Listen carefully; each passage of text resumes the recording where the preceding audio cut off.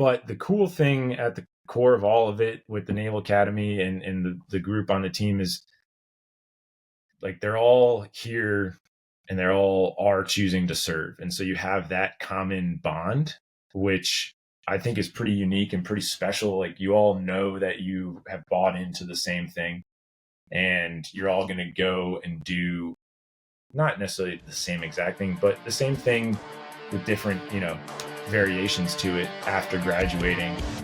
I see that as a huge, a huge tool to build the culture. Is like you're all part of something bigger than yourself. Hold on, let me restart. I always mess up the beginning. All right, here we go. Ready to jump in?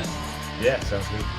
Cool. All right, so for everyone listening, I'm Matt Fluhr here, who is the associate head coach at the Naval Academy.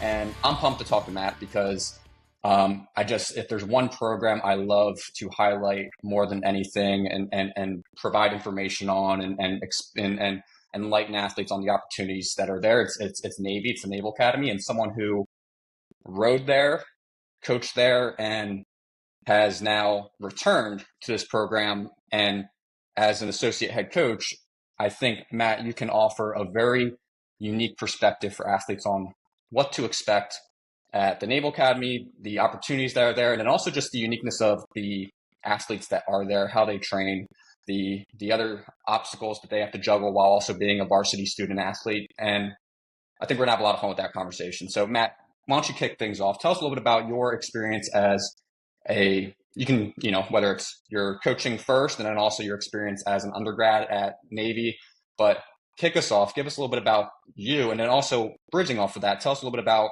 how it feels to now return as a coach at Navy, because I know this is really wrapping up your first fall in your second stint as a coach there. So dive into that if you don't mind. Yeah, absolutely. Well, first off, thanks for having me. It's pretty cool to just get the opportunity to talk rowing with people. I think sometimes we get into these you just get into the meat of your season and you don't even realize you haven't talked to anyone else. And it's fun to have those opportunities just to chat about rowing and what all is going on at large. Because I think at the core of it, you get to this point where we're all just a bunch of rowing nerds and love talking shop. So it's good to chat with someone else new. But yeah, I think, my background, grew up around the sport, and my actual first memories are being on the Connecticut River in like a snowsuit and a morning practice with my dad as he was coaching the Trinity crew. And I think that, it was always just kind of fun. It was just a thing to do. But then slowly, as I grew up in that environment, I just always had 20 to 30 older brothers at all times. And I just loved it. It was the best thing growing up in that environment. And I knew from an early age that I just liked that team kind of family. I didn't know what that meant until I started rowing myself. And then that was kind of when I had it in the back of my head. I wanted to try coaching at some point in life, and what that would look like, I had no clue. But it is so cool now to be kind of, like you said, coming full circle. Went to Navy, did my time in the Navy, started coaching, left, came back. It's hard to stay away from Annapolis for me, and I think a lot of Navy grads in general, but it just really feels like coming home since kind of got the offer to do this, or, they reached out, and I've been back since August, and I just couldn't be more excited about the future and everything going on here. But yeah, no, it's exciting to be home. Yeah, and bridging off of that, so you went, right, obviously grew up around rowing, right? Grew up around rowing, your dad's a coach, and now being or arriving at Navy as an undergrad, and then that timeline in terms of like, okay, like you have experience as both, I don't even know if I'm saying it right. Undergrad, is that how it is? Am I? Yeah. So it is just like it's a 4-year college, so it is an undergrad education. So that's a fair statement. Like it's not Cool. Yeah, student, a lot of times people are referred to as midshipmen because that's like your, rank officially. But yeah, undergrad is a totally acceptable term. Yeah, no, cool. And moving forward, I'll use midshipman, but obviously you arrived there, right? So as a midshipman, as a I think plebe, right? So and then went through that process to then obviously be a part of the team, be a contributor to the team. Then obviously there's the thing that we're going to dive into after, which is obviously you kind of have your next 4 years or so carved into what it is to be, at the Naval Academy. And then you decide to then pursue coaching. Like, talk about that timeline. Talk about your experience at Navy, why you chose, because again, I think there's two directions that I want to go today. It's like there's what's currently happening on the team, but then there's also just your own personal experience as someone who did go through that process. Like, what led you to Navy? What led you to, obviously there's the rowing piece, but then with the understanding that this is a commitment and service and things beyond just being a student, what led you to that decision to kind of go down that path? And then obviously as that toes its way into now coaching and returning to be able to give that to the athletes that you work with on a daily basis. But what led you to that decision in the first place? Yeah, absolutely. So I remember getting into rowing, and it's actually kind of funny. So in middle school, I thought I was gonna be a professional skateboarder. That was like my jam. I was the kid at Lake Quinsigamond zipping around on a skateboard, and all the rowing. My dad's colleagues and peers were like just shaking their head at me, and it wasn't until my freshman year I tried rowing at the public school program in Connecticut. Actually, I ended up leaving the team because I didn't have any friends there, and it was one of those things where I just didn't know what it was. It was a small program. It was it just so I left the team, and then when my dad started coaching high school, he just asked me one season with him as a coach, and then the only requirement was that I had to be involved in athletics and team athletics in some capacity, but I had to try rowing for a full year with him. And within a couple months, I totally fell in love, and there was no looking back. So I would say maybe like halfway through that, so that was my sophomore year, like into my junior year of high school, it kind of dawned on me that this is pretty cool. And then you start to hear from college coaches, and they used to do, and I probably should get a little bit more informed on it, but I think they used to do more of these junior national team ID camps back then, where it was like a weekend here, weekend there, and you show up and do a 2K and 2 rowing sessions. So I did that. And then my information was out there. And so I remember receiving letters from the Ivy Leagues and, Cal and Washington, and just having this moment like, holy cow, this sport is just opening doors I didn't even think were possible. And then amongst that was the Navy recruiting letter. And it turned out that Navy was the closest program to where I went to high school. So I just went to their summer camp and did a week there. And it was it was the first time I'd ever been on a college campus outside of kind of with my dad as just kind of a tag along, but I was there rowing and in the environment. And, it's different at the camp, but you're not living the life of a midshipman, but you are in the dorms, you are eating in the hall and the dining hall and getting that exposure to it. And ever since then, it was just in the back of my head. It was pretty cool, I thought. And then continue the recruiting process, just continue to progress in rowing in general. And then I did the summer seminar program, which is pretty cool. So it's a week long between your junior and senior year during the summer. The Naval Academy offers 3 sessions, and it's pretty much just a week day in the life of a Naval Academy midshipman. And so you are showing up and going to not necessarily class, but they kind of, take you to the engineering labs, take you to the science labs, show you all the academic side of everything. Then you're also doing PT every morning. So you're getting a little bit of exposure to what it's like to, physically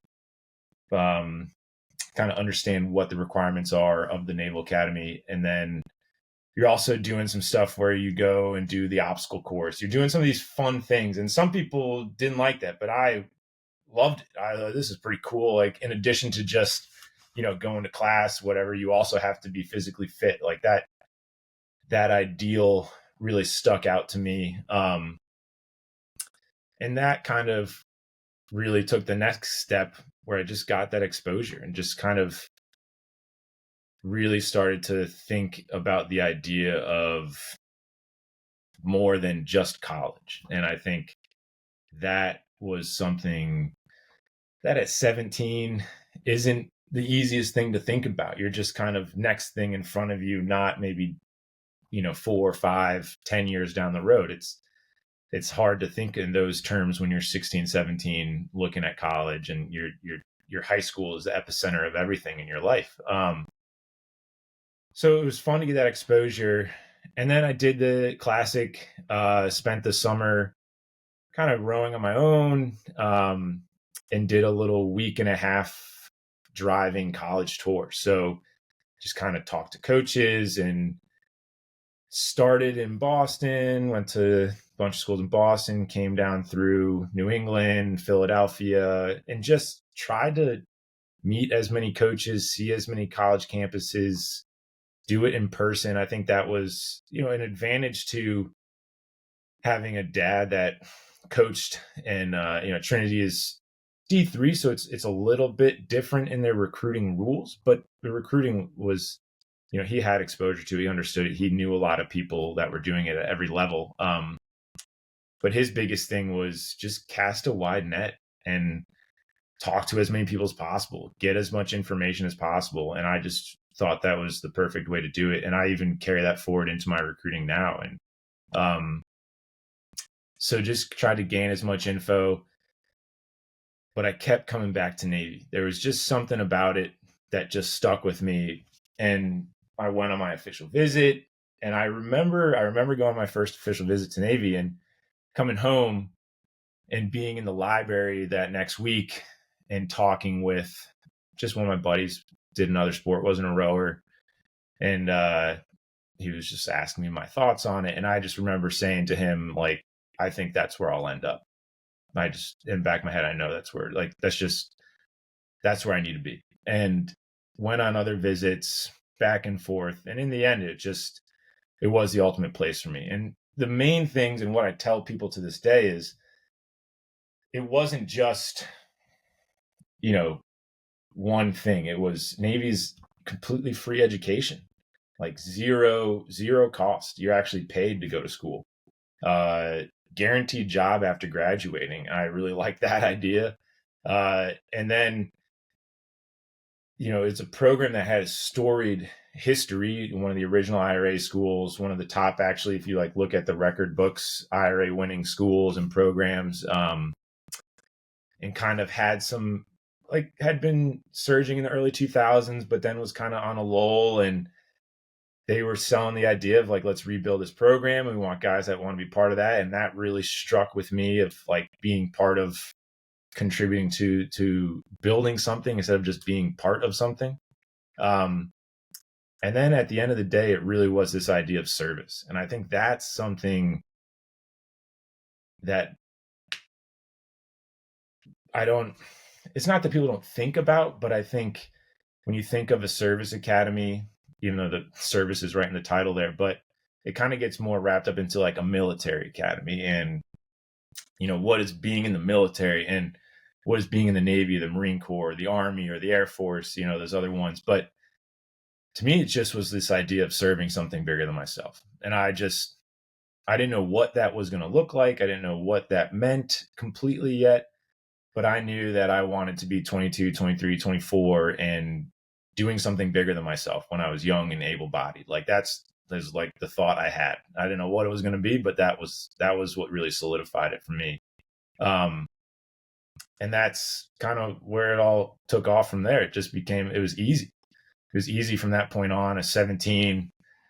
And I just knew that's what I was doing, which, looking back, is kind of crazy to think about, because I got out of the Navy I was 29. So So for 12 years, I kind of was like, it was all planned from that moment on, in a sense. But then from there, I actually went and did what's called the foundation program. So was could have gone to Navy right away, but they had this opportunity to go to a post-grad year. So I went to the Kent School for a year and graduated high school, and then did a postgraduate year there, which is very common in a lot of the New England prep schools and different prep schools that have PGs. I would say there's probably like 25 PGs when I was at Kent, and 3 of us were rowers. The rest were like hockey, lacrosse, football. But it was essentially Navy's way of doing a redshirt year, because when you start at the Naval Academy, you have 4 years to complete your degree and graduate, and there's no bending that rule at all. Like, it's that and that's it. So got to do that, which was great because I got a chance to row in the summer, and rowed on the under 19 team that summer, which I wouldn't have been able to do if I went straight to Navy. I think I like grew another inch, put on 10 pounds, and dropped some time on all my ergs. Like, it really was the best thing for me. And also spending a year away from home in a very like forgiving environment, is like a prep school where like I was the older guy that kind of, I remember day one, they were just like, you're the Navy guy. Just, I got bigger fish to fry. Just, you don't do anything crazy and your life will be fine. And I was like, I can handle that pretty easily. But it made showing up to the Naval Academy as a plebe just wasn't that big a deal. Like, it just was the next step, really. But yeah, I feel like that's kind of like gets us to the Naval Academy. I guess, yeah. Do you want me to just keep going on that path, kind of? Yeah, I guess before you get to that, or one of the things that you highlighted, you talked about, and I'm curious, like as we dive into like athletes who are looking to row at the college level, and regardless of what path it is, but the thing that makes Navy unique, and something that you, as someone who has experience talking to 16 and 17-year-olds about what to expect, or what the Naval Academy is all about, what to expect when you're there. You highlighted this part, but like people do think of it as a military academy more so than they do as a school, and they think about the expectation and the weight that is within that. But then also it's not or again, like you're setting down this path of not just 4 years, then go on and get a professional life job, right? You're going through, you have this path that is a little bit more formatted, but also with the military, kind of components weighing on you in a way that's just unique. And yeah. I think that's awesome. I think that's such a positive thing. But I think for you, as you talk about that to the kids that you're working with, or talking to on the recruiting front, these 16 and 17-year-olds, or even the parents, like, how do you articulate that message of like, hey, I'm not just coming to a 4-year school where I'm going to go on and get a real job, quote unquote, like all of us rowers say, right? Us coaches got to get real jobs too. But like where I'm going to get a professional job, I'm going and I'm now committing to service. How do you, in those conversations, when that does come up, because I'm sure it does, how do you talk about that? It comes up every time. Every single one, every single recruit you talk to, it comes up. I approach it I guess I approach the whole recruiting process very much from a standpoint of like, this is your thing. This is not my thing. I did my 4 years. I made my choice. This is your thing. So I'm just here to try and, we want guys and girls to come to the Naval Academy, and we want to get the best recruits that we can, but it's the thing you're doing. So I just want to be able to educate. And that's how I view it, is those early conversations. It's just educating on the recruiting process. It's like, take the Navy hat off, take whatever hat off, and make sure that the kid and the parents understand what is actually happening right now, and what is kind of the general timeline of recruiting, and what are the things, as I like to put it, is like, put you in the driver's seat, right? And of your recruiting process. And I think sometimes that stuff just gets kind of glossed over. Not that sounds negative, but we just kind of get right into the sales pitch. And it's so hard to not do that, because like they're talking about schools, and some of the questions right off the bat are like, what's this like at Navy, or what's Navy do for this? And I love talking Navy, but I want to make sure that the kid and the recruit and the parents understand recruiting process in general. And I think that if you can just kind of get that sorted at the beginning, there's almost just an ease that comes with that, just kind of understanding the timeline a little more. But then through all of that, the Navy stuff comes up, and it's just education. I did not grow up wanting to be in the military. I did not, my grandfather was in the Navy, but that was prior to me even being born. So I don't have any kind of overlap with him in his service. It was just one of those things where I would see the pictures of when he was in the Navy, and I thought that was cool. He had some good stories, and I love that stuff. But I didn't know what I wanted to do when I grew up, kind of thing. I didn't know what any of that meant. And it was through just learning about it. And I think that's where I try to approach it with people as well, is I don't expect anyone to know. And there are people out there that have parents that are graduates or served, and they understand. There are recruits every year that are they know more about the Naval Academy than I ever could, because they've just really want to do it. And that's awesome. I love that. But a lot of it is just education. And I think the biggest misconception is that it's just so drastically different. And there are differences, don't get me wrong, but I studied engineering. Like I took the same classes that any engineering major took at other universities. I got a Bachelor of Science. It's, the same degree. It just has a different name on it. And, that's where there's a lot of similarities that I think sometimes get kind of lost in just military academy.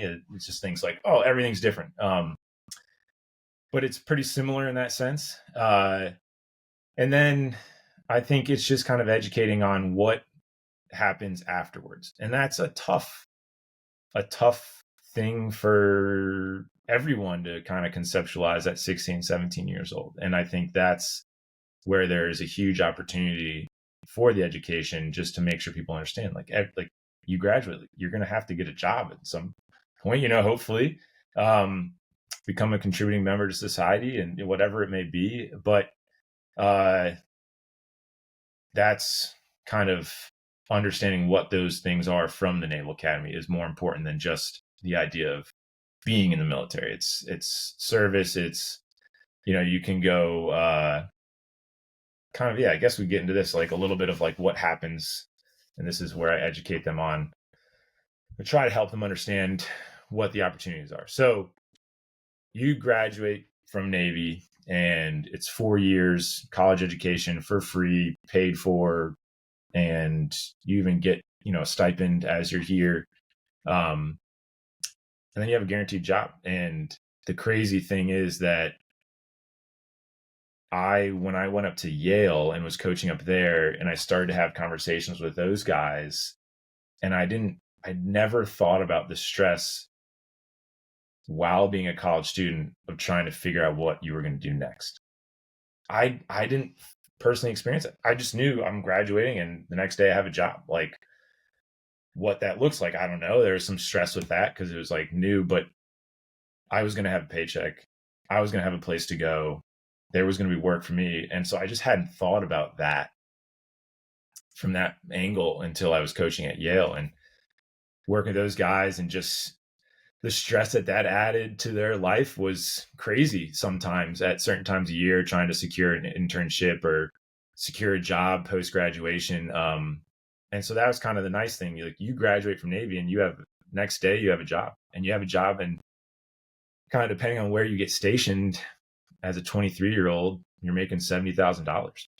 Like, it's not a bad life. In a lot of ways, if you look at it in those kind of terms. And then you have to do 5 years. And so that 5-year mark, this is what I talk to parents and kids. And I think parents, this resonates a little bit more with parents. It's like 5-year mark. If you make the decision you want to stay in or get out, but at that point you're 28 years old, and you've made a couple promotions, you've had some real world experience, probably been on a deployment or two, and you're making probably equivalent, depending on where you are and with the tax benefits, of right around six figures, $100,000 as a 28-year-old with some really cool experience.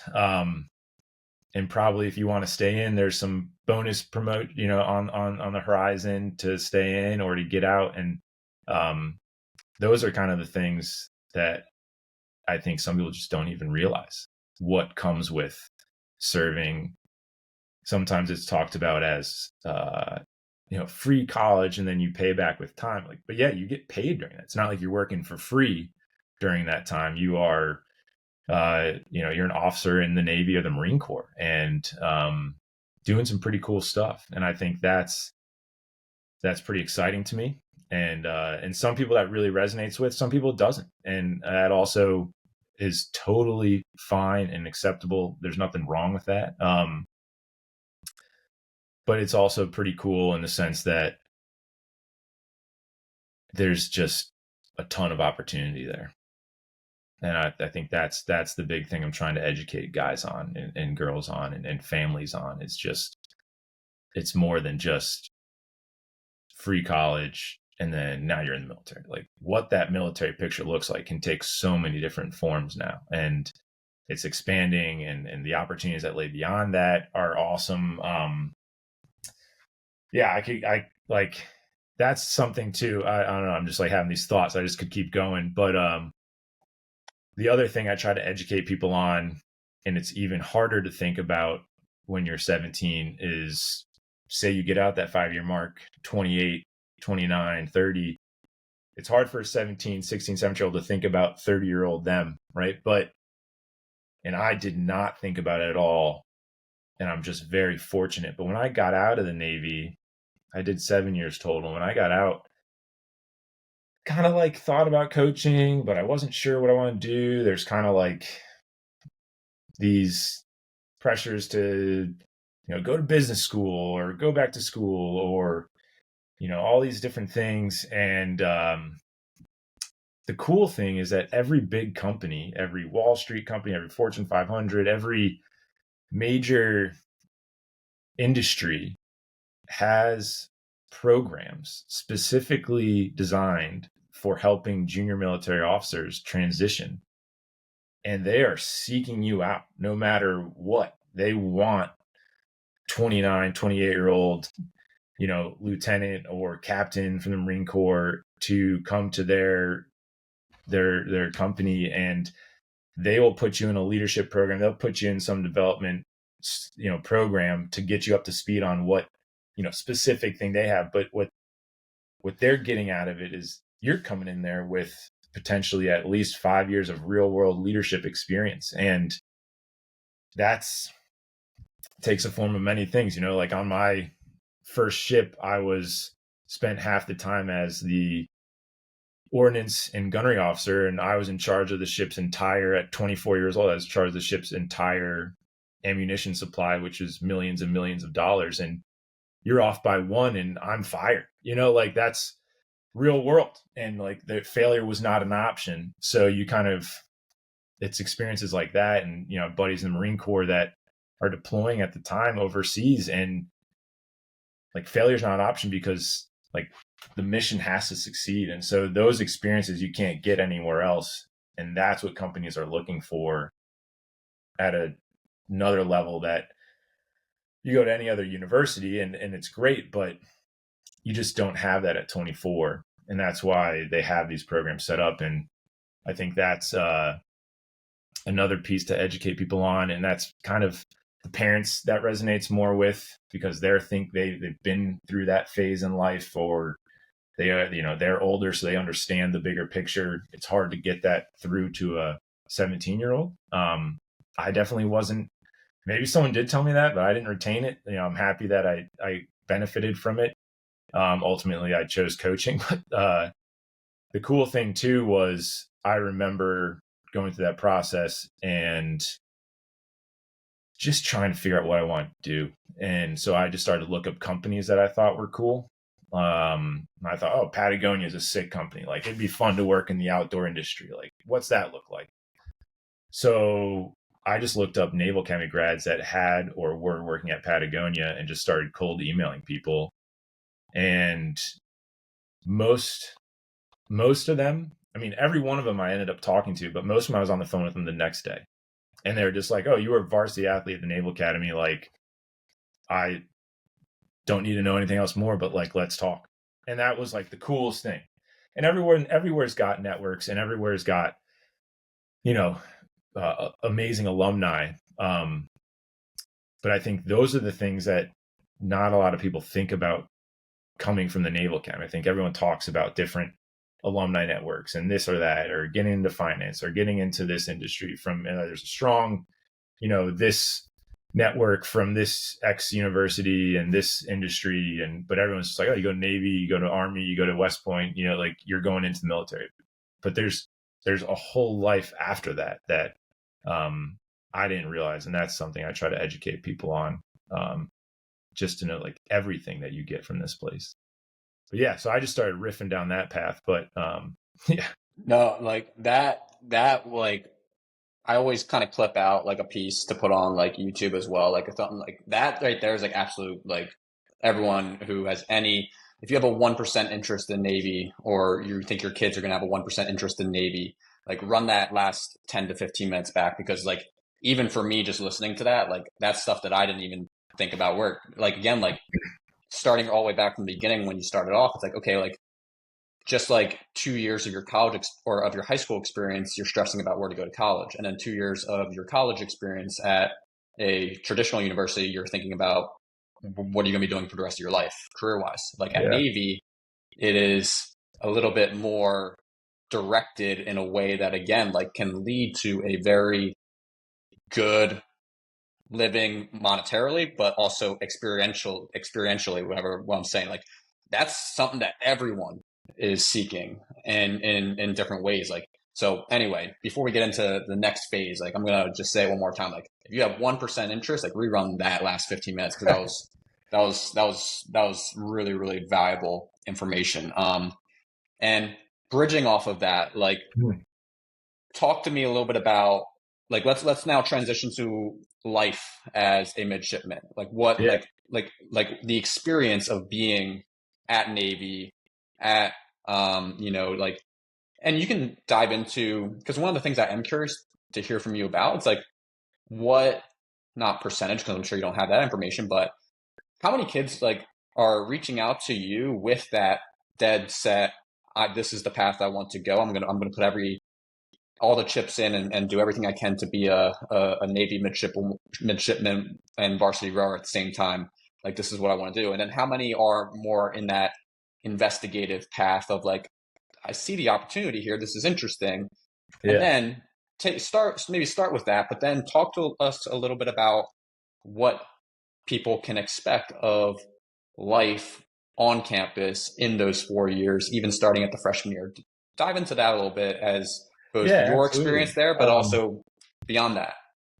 Yeah, I think, like I couldn't put a percentage on the amount of people that are just like reach out and they're all in, and the amount that I would say it's my recruiting philosophy is I try to talk to as many people as possible. And I would say that there's probably a bigger percentage of people that you're educating them and you're helping them discover it, more than the people that just say like, I want to go to the Naval Academy since I was 10 years old, and that path. And both are great. Don't get me wrong. And we have every year there's a mix of there's always a couple guys in the class that it's just everything they've ever thought about. And then there's guys that it's actually like a tough decision for them. They're deciding between, a couple different places, and they have offers and they ultimately choose that, or they choose Navy. And, so we have that combination. But yeah, I think, with that, it's, as you get into like the life of a midshipman, it's tough. And that's something that I don't ever try to beat around the bush with, because I don't want to try and convince someone to come here. I don't want to kind of only talk about the good stuff. I think it's important to know everything that goes into it, because there are times like plebe summer. We'll talk about plebe summer and plebe year and just some of the harder moments where I just don't want anyone that we recruit to have in the back of their head like, man, I wish I had considered that option. Because there are always, and I'll be the first to admit, there are moments that you are questioning what you're doing at the Naval Academy. That's just the way it is. I think that's kind of life in college in general in some ways. But I think when you have those moments, if in the back of your head, you're like, yeah, I did make this decision for the right reasons. And it's easy to just kind of be like, put that aside and take the next step forward. But so yeah, plebe summer's tough, and it's the first thing, you just get right into it. But I always tell, everyone it's 6 weeks, and it's just kind of indoctrination into what the military is. It's like, if you enlist in any branch, you go to boot camp. If you pursue being an officer outside of a service academy, you're going to go to officer candidate school, OCS. And all of these programs have that indoctrination phase where they're kind of the idea is, at Navy, especially with the plebe summer and plebe year, is all of these outstanding people. They're probably team captains, class presidents, in a bunch of ECAs, whatever it may be, great students. They're all these high performing individuals. And I think it's not that they're selfish or thinking of themselves as individuals, but they're coming from all different places to one place. And so it's kind of breaking all that down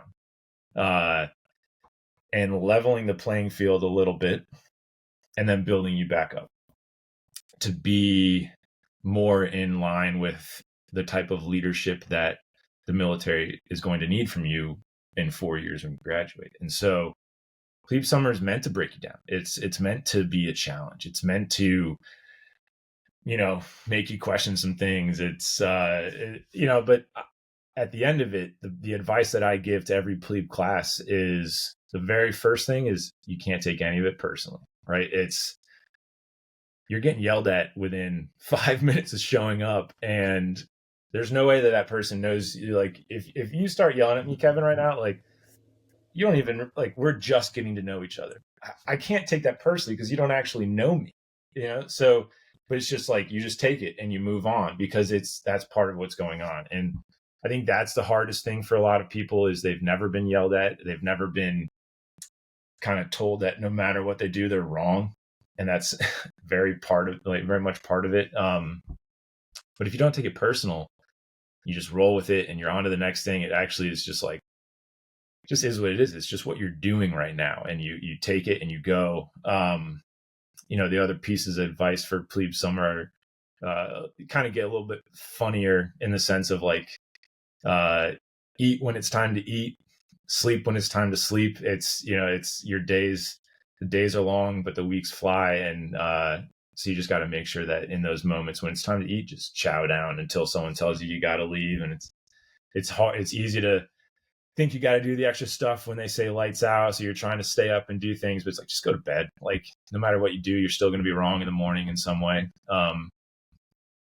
And I think you also have to enjoy it, which is, I think some people, when they're in the meat of it or they're about to go into it, they must think I'm crazy. But I have fond memories of suffering with some of now my best friends, and it was hysterical, actually. Like, just, I don't know, standing in formation and someone does something and we're getting yelled at, but it's actually hysterical. And it won't make sense to anyone else except if you were right there. And that just builds that bond. But if you're not taking it in for the moment, you never get to experience that. So yeah, I think plebe summer's tough, plebe year's tough. And it's hard as an athlete, because you got a lot of extra stuff going on. You got, we have a couple guys that, just got sick over plebe summer, and it's been a long road back, and that's tough, and that's part of it. And it can be a struggle, but I think that's where I view it as my role as the coach, is you just constantly got to get a pulse check on the guys. You just constantly got to be checking in with them and helping them. And a lot of the time they're fine. They have, the path forward, but if they know that you're there and you care for them, then it just makes all the difference in the world. Just as simple as just listening to them and saying, hey, like, I can go take you to CVS if you need to get some Mucinex or whatever. I don't know. Like, but sometimes that goes a long way and you don't even realize it. But yeah, plebe year is tough. And I think it's kind of where they break you down to build you back up idea. Yeah, I guess I could keep going on that, but is there any, specific questions from there? So that's kind of like the summer prior, and then what does, take me to now you are through plebe summer, or even if you're a sophomore, junior, senior, whatever, Yeah. right? But you're entering now the fall when you're back on campus and all that, right? What does balancing varsity D1 athletics with the academic workload that is at Navy, but also the other commitments that athletes have to make, or student athletes have to make while they are there? What does that look like? What does that balance look like to, again, when you weigh all of those into your weekly demands, like the demands on your time? Take that wherever you want, but what does that look like for athletes? Yeah. It definitely is challenging. And because you have the academic side, right? You're going to class. In the class schedule, like I was saying earlier, the classes that you're taking, they're all similar. The only difference there is that you might take an additional, what they call a naval science class. So, you take like navigation and seamanship, or seamanship and navigation. So you're learning how to look at a chart and plot a course, or you're getting on some of the training vessels that we have here, and you're learning how to actually drive a ship and give commands to do that stuff. Or, as you get older, you got to take law for the junior officer, because when you graduate, you have to have an understanding of that, because you are in charge of sailors and Marines, and you need to understand the UCMJ and stuff that comes with that. But that's an additional class that's, Navy specific or military academy specific. So you have a couple additional things there, but that's maybe just one class a semester addition. And then as you go, there's different leadership positions, and it's at the core of it all, right? It is a college. It is you get a degree, but it's really just a leadership development institution. And we are trying to create an environment, produce, the next generation of, what I believe to my core is our country's next leaders. And that's in the mission of the Naval Academy. It's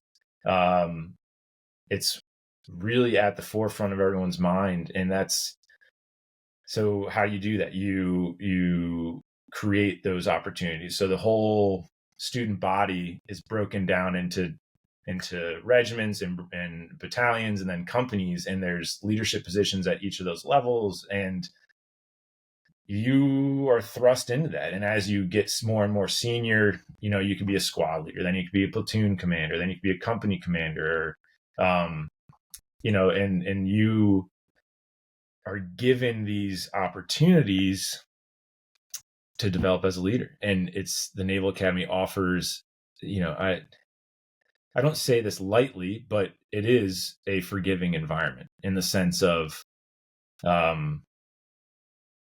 this is the classroom. Outside the classroom, you can mess it up, and you can learn from it. And it's not going to be you're messing it up because it's the first time and it's sailors and Marines' lives on a ship or on, a battlefield somewhere. It's here, and you get to try it out, and you get to work, and you get to learn from it. And then you go to class and you learn new leadership styles. And then you go back and you try it with your company. And maybe that didn't work, or maybe that worked, and you then add that to your tool belt as you move forward. But I think that's one thing that separates it out there, is that it is ultimately a leadership development institution, and it's just the structure of your daily life puts you in those situations, and that adds additional stuff for sure. But I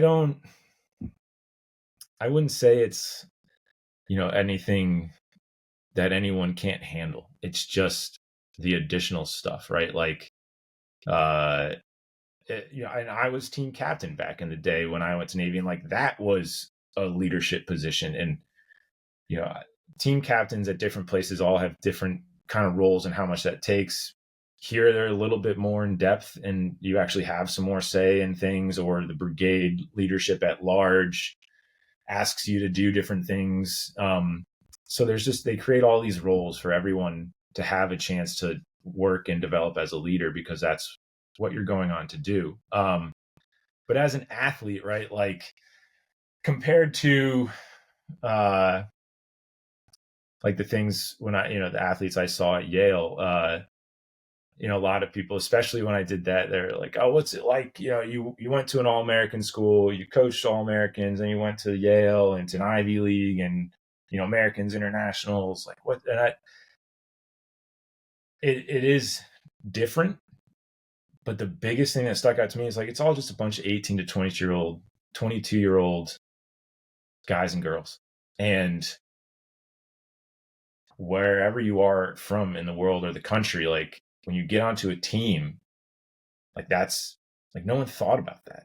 And I thought that was great. And it's hard for people to think about that, I think sometimes, or to realize that, but it's like, yeah, you're just a member of the team. And if you don't contribute to that team, that's the bigger issue. Or if you're a big contributor, whether you're wherever you're from or however old you are, like that's what's important. And so there's so many things in that sense that it's similar to every other team experience or athletic experience. You do have additional military obligations. But it's stuff where when you are a varsity athlete here, you get out of some of those obligations. So I guess some examples of that are like marching. So whenever reunions are huge, Navy football is huge. We're having a pretty good year this year, so it's fun to talk about despite our last performance against Tulane. It's exciting, but whether the team is doing well or not, the whole brigade goes to every home football game.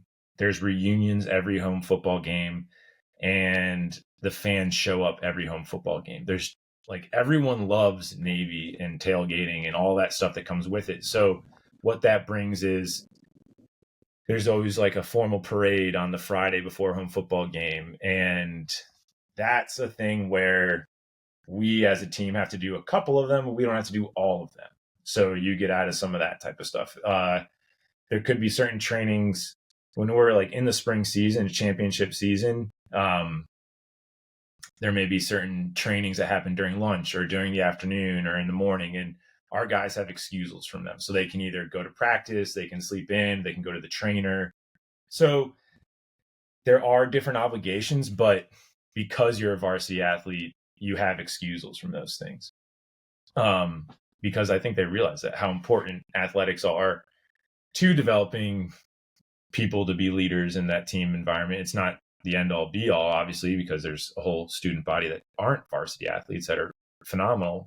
But it's one part of it, but they recognize that you can't do all of it. So that's why you have those excusals and you kind of get out of some of that stuff. But then I think the other kind of thing that's different is, you have to go to your classes, not to talk.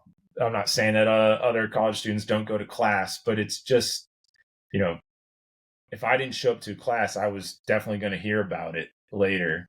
And if it was a trend, then I was going to have to like sit down with my leadership and explain myself. And that may not happen at another university. You may, I remember talking to someone and it's just like pretty much if you were smart and you understood the subject, you just had to pass the final. So if you didn't show up to class, but you passed the final, like good to go. Like you can't do that at Navy. Not that that's happening everywhere or is acceptable everywhere, but it's just the reality of the situation here. I'm trying to think of like some of the other obligations and stuff that make the life different. It's you have to live in the dorm for all 4 years. That's different. There's no off-campus housing, and that creates that environment where you are living in your dorm, but it's constantly like you're in charge. Midshipmen are in charge. And so there's rules and the upper class kind of enforce those and hold the standards, and the lower class, kind of slowly learn and build up into those positions. What else? You wear a uniform, which is different. And that's like the big thing that sticks out to everyone is like, oh, I have to wear the same thing every day. Kind of liked it. Didn't have to think about it at all. Just put it on. Didn't have to buy clothes as provided everything. But I think that sticks out. Those are some differences, some obvious ones that some people have no problem with. Some people, that's important to them, and that's totally valid for those individuals. I think another big thing that sticks out and always comes up in the conversations about the recruiting is the summers. And there are required summer trainings that you have to do at Navy. And the way I view it, and, I wish I had taken more advantage of them when I was a midshipman, is they're little mini internships. So there's a few required ones. And like the first one is called Pro-Trimid, and it's like a week of going on a sub, a week on a ship, a week of the Marine Corps, a week of aviation. Try it all on, and you're like, oh, you know what? I actually don't like flying, or I like really loved hanging out with those Marines. Like I'm gonna look into that path over the next year. And so then you kind of go back doing your sophomore year, and then you're like, you know what? I'm still really interested in the Marine Corps, so you can sign up for a more Marine Corps specific summer program the next summer. And then you get to go spend a month with Marines. And then you're like, love that. That's what I can pursue. Or you go spend a month on a ship and you're like, I don't think being on a ship's for me, or sub, or, whatever it is, but you get to try these things on so that when you get to your senior year and you get to that time where they're like, tell you what you're going to do, which is actually pretty cool.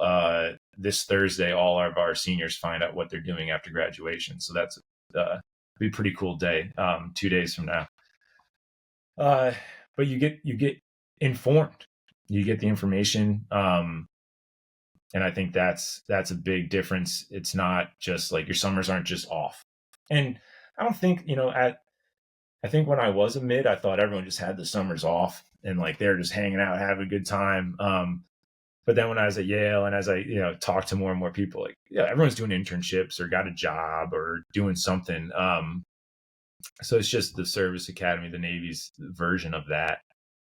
And there's some pretty cool stuff they get to do. Like you can go learn how to sail a big, they're like got these 44-foot boats, and you sail up the coast of the US. You learn how to like sail offshore, that, all paid for by the Navy. Select few can go to like jump school and get jump qualified, all on the Navy's dime. You can go to NOLS, National Outdoor Leadership. I forget what the S stands for, but like that, you can do actual internships. You can go overseas. There's all these programs. It's pretty phenomenal actually, and they just keep expanding it. But yeah.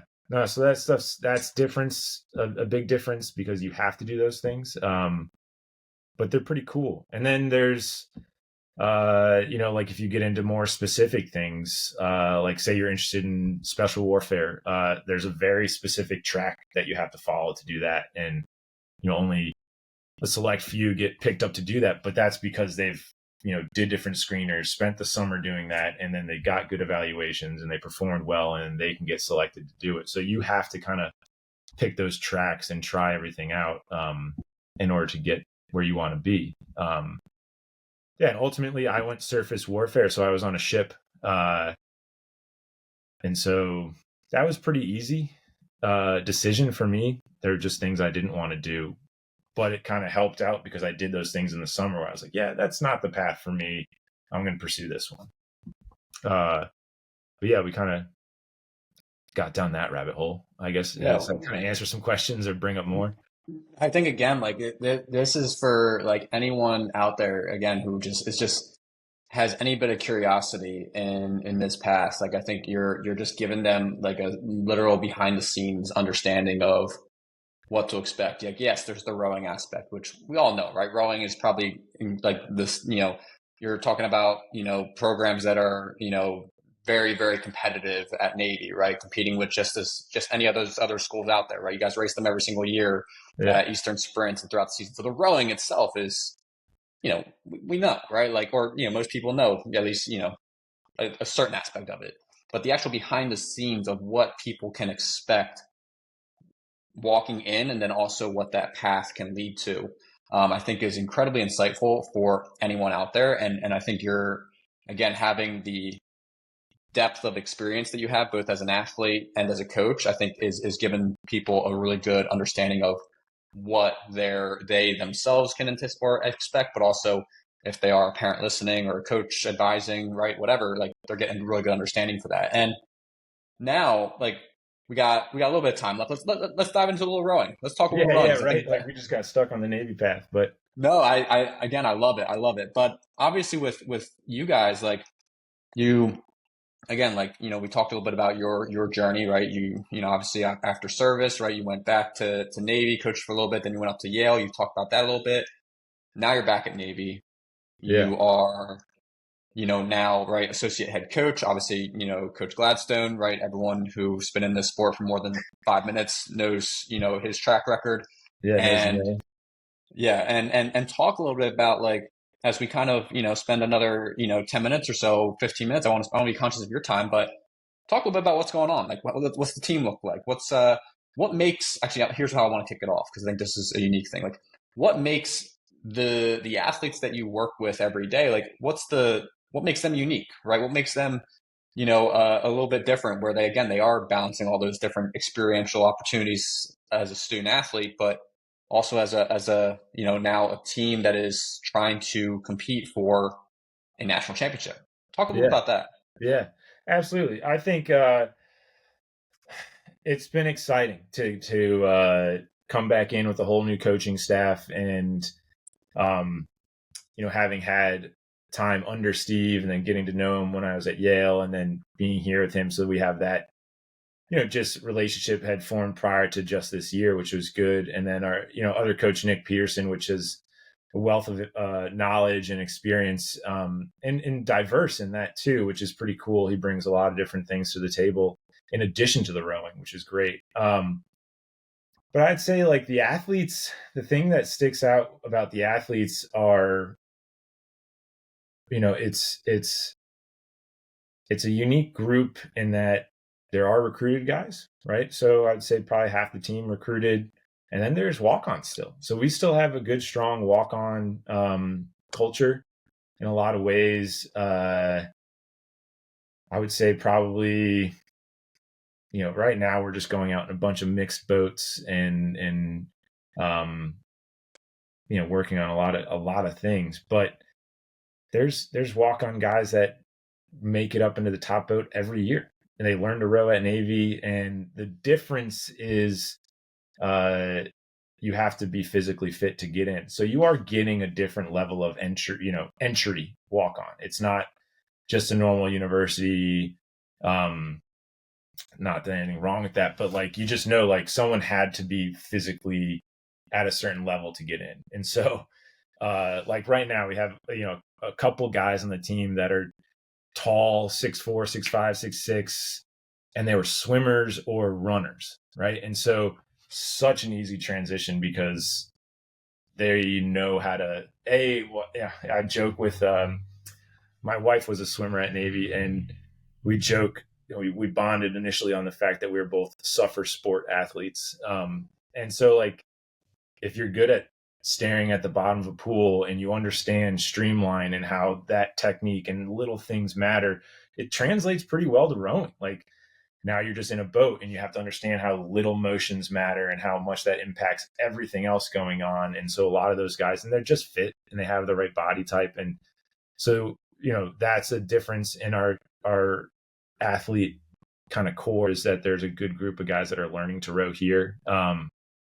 And so you have to just be a little bit more conscious of that and make sure, something that I'm constantly trying to think about is the language I use, and continuously revisiting it. And something clicked with some guys last month, and now we're working on the same thing, and it's just not connecting at all with this guy. So like, that's on me to go back and reevaluate, because this guy's not a rower. He was a cross country runner. Like, he doesn't know these terms. So I have to go and figure out how to connect with him. And but the cool thing at the core of all of it with the Naval Academy and the group on the team is, like, they're all here and they're all are choosing to serve. And so you have that common bond, which I think is pretty unique and pretty special. Like, you all know that you have bought into the same thing, and you're all going to go and do not necessarily the same exact thing, but the same thing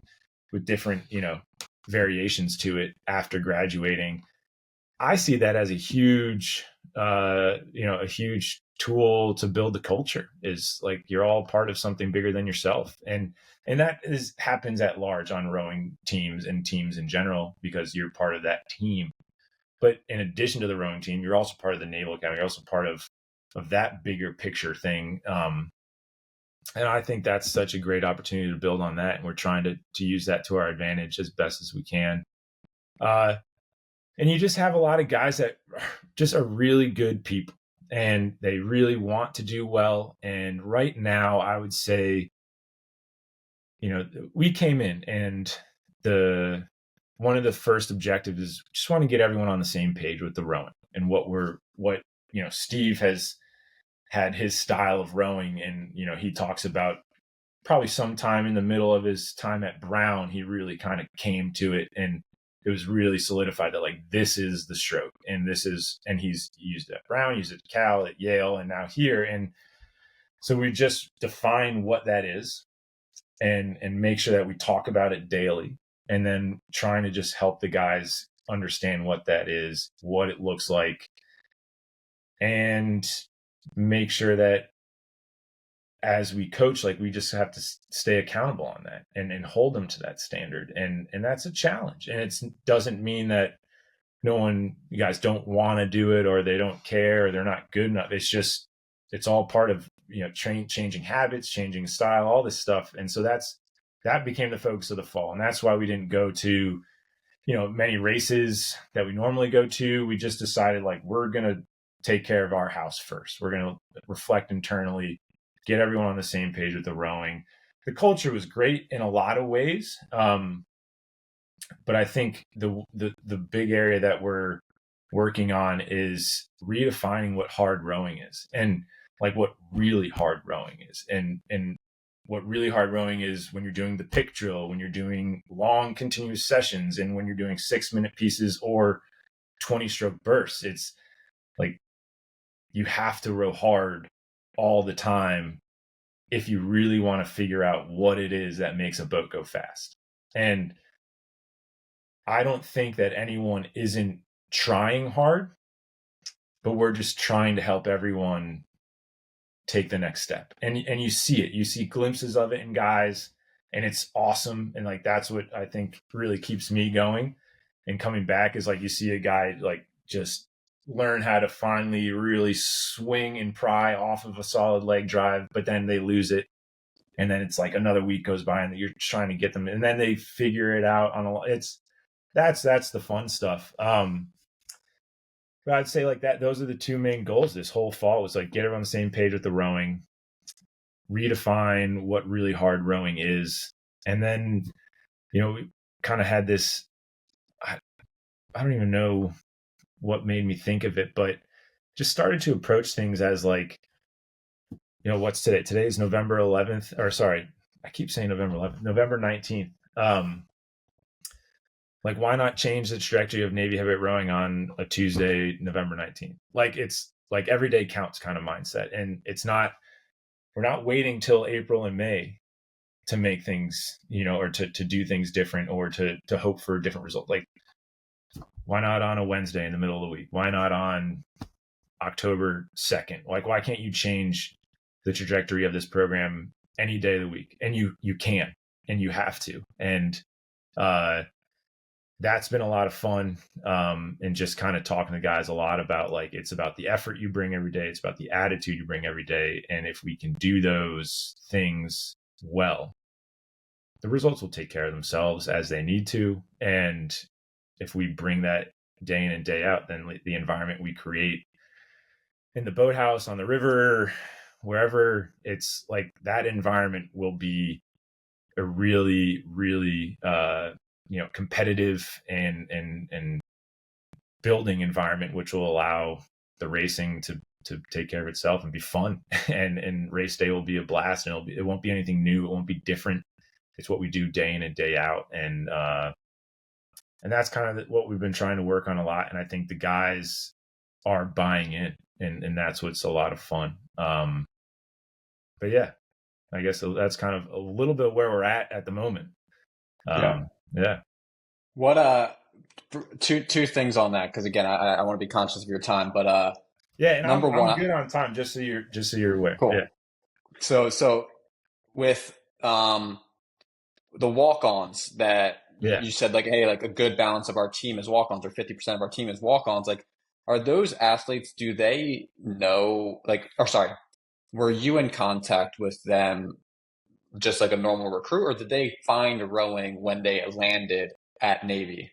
Yeah, it's a combination. So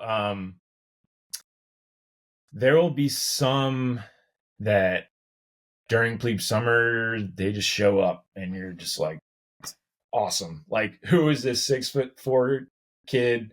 Like, great. Like, and he falls in love with rowing. Like, I couldn't draw that up any better. But then also we do get for maybe like a month out from plebe summer starting, maybe even a little bit less than that, because plebe summer usually starts around July 1st, plus or minus a day or two. So maybe like early mid-June at the latest. We get a list of every athlete that got accepted to the Naval Academy that's over 6 feet tall that isn't a recruited athlete somewhere else. And then I send an email to every single one of them. So we try to kind of set the roots there. And, that list is not as big as maybe it sounds, because the majority, like I'd say the school is about 4,400. And I think it's like 15 or 1,600 are varsity athletes. So like there's a good more than a quarter of the school, or maybe even like a quarter of the school are athletes already. So you're not like getting access to them, because it's just like, I don't want some other coach reaching out to my guys I recruited and trying to poach them away. I'm not going to do that to the swimming team or the whatever basketball, rugby, running team, or cross country or whatever. But the guys that aren't associated with a specific sport, we send them an email, and some of them show up and some I never hear from. So that's like, you get a couple contact points in that way. And sometimes it's just kind of inviting them out. Hey, like, have you ever thought about rowing? And half the time, no, because they're from the middle of the country and there's no water around, and so they just had zero exposure to the sport. And then they end up, they were a phenomenal whatever athlete. There's a couple guys on the team right now that were from middle of the country, and either did running or swimming or wrestling or mountain biking, but just there was no way they were ever going to find rowing. But they were stud athletes, and then they sit on an erg, sit in a boat, and it's just kind of easy. It's pretty awesome. It's so much easier to teach, I think, an athletic walk-on at 18, 19 years old who already has body awareness, who already understands their strength in a lot of ways, who knows how to push their limits. Like, that's a different scenario than teaching like a novice in middle school, right? So that's pretty fun. But that group varies year to year, and I think it's just the way I kind of view it and think about it is that they're the secret recruits that no one else had access to, so it's kind of fun in that sense. And I absolutely love that because, like, just the value of a walk on and someone who has this athletic base, but now or didn't have exposure to rowing at that period of their life, but then now they can bring that athletic base and channel it towards rowing and making boats go fast. Like, I think again, like it's a superpower because they get this whole new level of excitement too. It's like, oh, this is brand new. And I want to, my last kind of rowing specific question in that regard is, okay, like you highlighted it before, but now you have this really good group of athletes who are in many ways, at least, a large portion of them are clean slates, no rowing experience walking in. You can kind of have a lot of control over that the initial stages of their development and their first strokes. And you talk about one thing that I just want to elaborate a little bit more, or sorry, hear you unpack a little bit more, but especially when it's found, the foundation of it is in, you and Coach Gladstone and the core of what the trajectory of Navy will be moving forward, hopefully, right? If everything works right, like as you guys continue to kind of get that culture defined and Mm-hmm. pursue your goals, what is hard rowing? Is that like an intent? Is that like a mentality? Like, define that for me, because I love that, because in my opinion, if you learn how to have that intent, you are 80% of the way there. But unpack that for me. I think, it's a great question. It's just bringing it every stroke. And, and like that, again, what is that? Like, I think it's just got to be a relentless drive. And, sometimes I reflect back as an athlete early on and thinking, I don't know why, but like the pick drill is like the main, it's a core drill to what we do. I remember early stages doing the pick drill, and it's just kind of like, just through like arms only. How many arms? Like, 10. Okay, arms and body. Like, it's just going through the motions, but it's like you're getting nothing out of the drill. If that's how you do it, you're accomplishing zero. And so it's like, that's what we try to talk about. If you only had arm strokes available to you and it was a race, how would you go about it? If you only had arms and body strokes available to you and it was a race, and that was like how you advanced to the final at the IRA, how would you go about it? And I think it'd be very much different than just kind of like, I just have to go through this to get to the next stage of practice. Like, you would figure out how to properly use those things. And then the stuff we talk about, the language we use, it can start to it unfolds more and makes sense more, and you can start to actually feel it. And that's something that I've realized, especially getting into coaching and like just really trying to think about how to connect with athletes and how to find the right way to say something or whatever it is, or, even trying to hop back in a tank or on an erg or whatever and be like, how does this feel, so I can explain it better, because I'm not connected. Like, it just has to be hard, or else you don't actually feel the things. And I think that's something that we talk about a lot, is you're never going to find your limits. You're never going to find your capacity unless you are just going hard and doing it in a way that's, maybe you pop halfway through practice. Like, that's okay. And when you finally give yourself, kind of, I don't know, maybe lack of a better word, you give yourself the grace to fail halfway through a practice, you can actually learn something about yourself. And that is a hard thing to do. It's counterintuitive.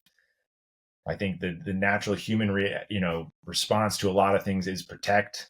Like your brain is trying to protect you, and your mind is trying to protect you. But what we know in rowing, what so many coaches talk about, is like physically you're capable of so much more.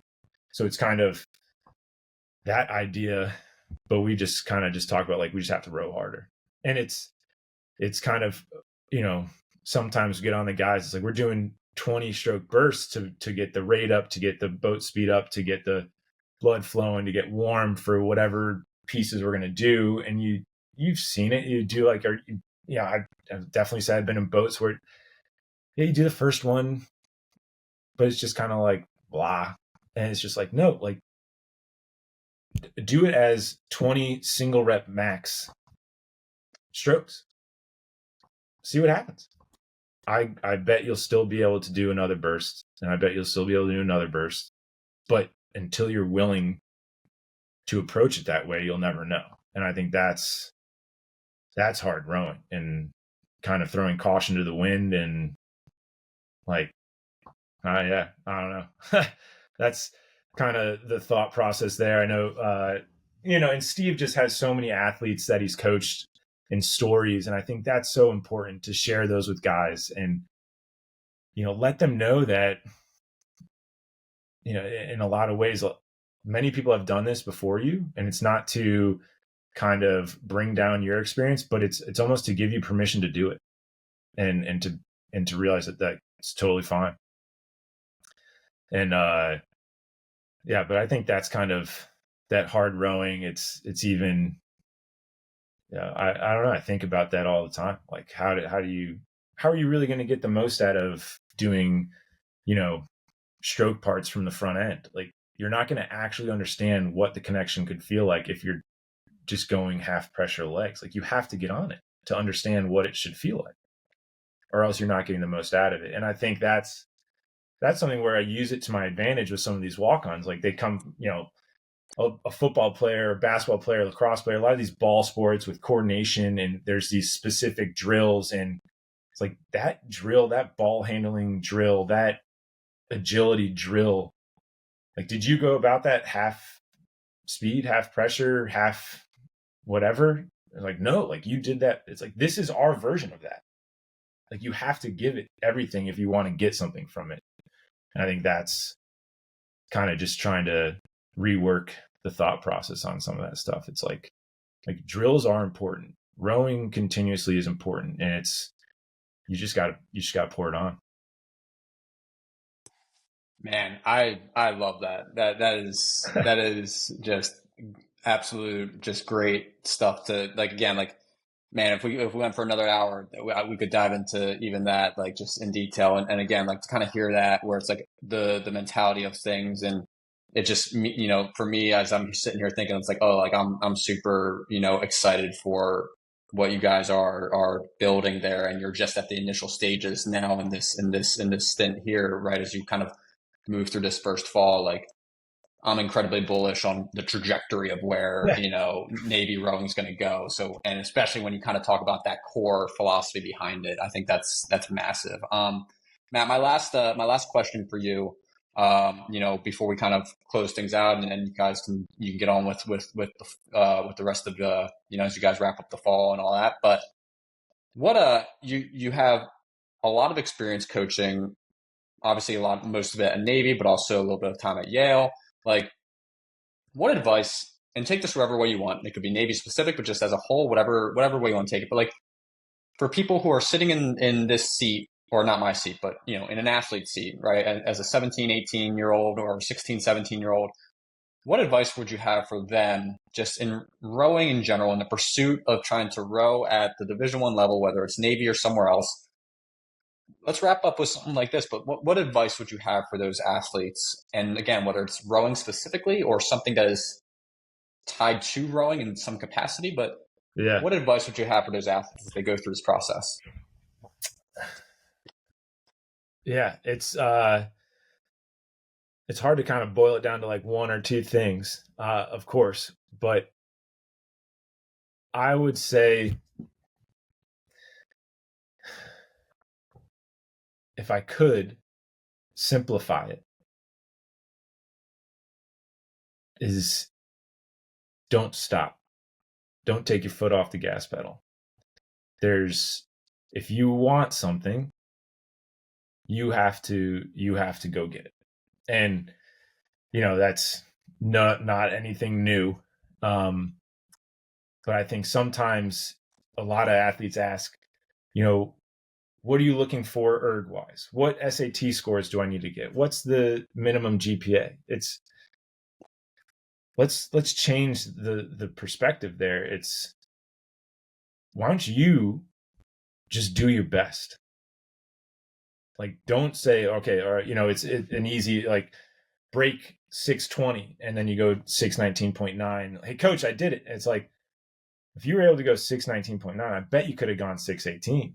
Bet you could have gone 616, but you were striving just for that. And so I would say, like, if the best part about the recruiting process is when you're in the driver's seat of it as the athlete, right?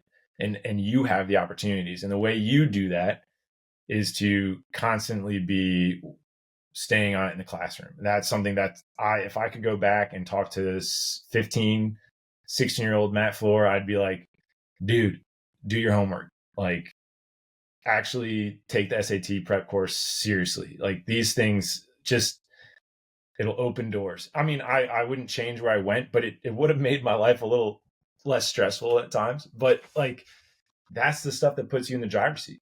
And I think, it's, you're at a stage, there's just so much information out there now. Like, just use it, take advantage of it. There's a lot of people like just at the 1,000, for example, right? Like you, right? Like, providing resources to these guys and girls to learn about training, about this process. It's right there. It's at your fingertips. Take it.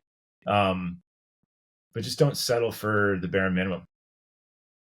Like, why not find out what else is? And that doesn't mean like, well, everyone's got to be a 6-minute erg and have perfect SATs. It's just do your best.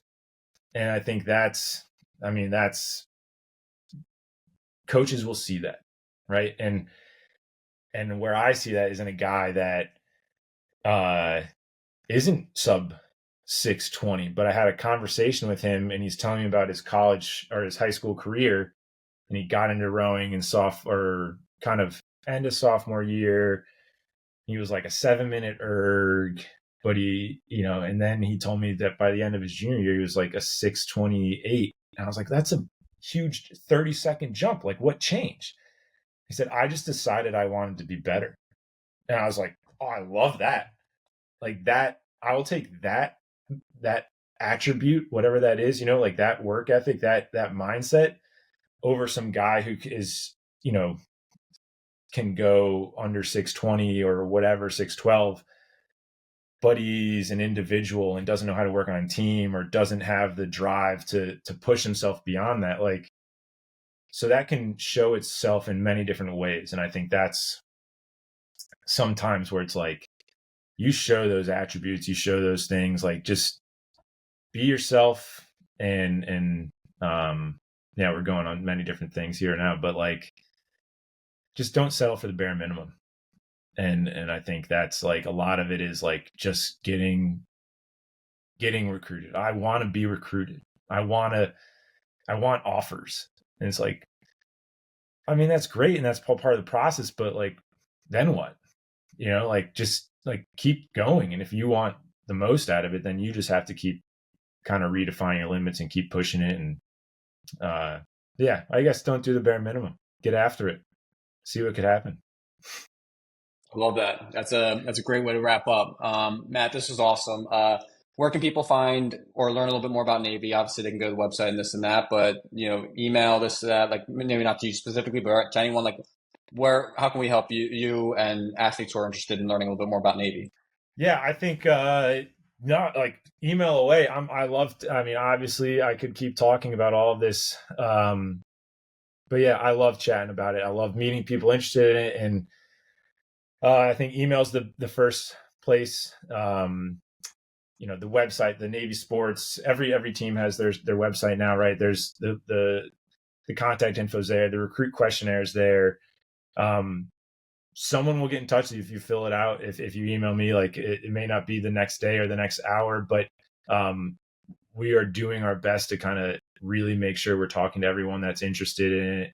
I would say that's probably the easiest path. We're in the stages of kind of revamping our social media presence. It's been a little bit on the back burner as we get a lot of other things going, but that'll be another, in our vision, that's another source of information and communication as well. But yeah, just email me or, I would say email me or Coach Nick Peterson for all those initial contacts, and just to get the ball going, and don't hesitate to do it. Love that. All right, Matt. Well, I'll let you get on with the rest of the fall. I guess you guys are gearing up for the Army Navy game here in a few weeks. It's a competitive one. It looks like we got two teams that are firing. I haven't checked in on records in a while. I know there's been but both are sporting some good records and should be a competitive one. But no, this was a blast. This was absolutely, again, if we had another hour, we could dive into just all those other things with the rowing and stuff like that. But we'll save that for round two. But again, thank you so much for coming on. Good luck as you guys, move into the off season and start to really refine things as head into the spring. And we'll talk soon. I appreciate you coming on. Yeah, absolutely. I appreciate having me. Thanks again.